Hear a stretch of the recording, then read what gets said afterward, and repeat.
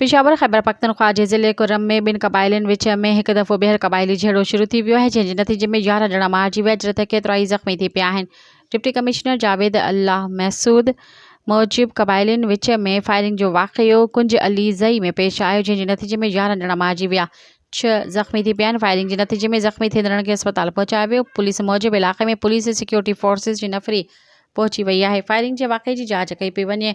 DC जावेदुल्ला चयो आहे त ज़िले में रस्ता महफ़ूज़ बनाइण ऐं हालतूं मामूल ते आणण जे लाइ क़दम खणी रहिया आहियूं।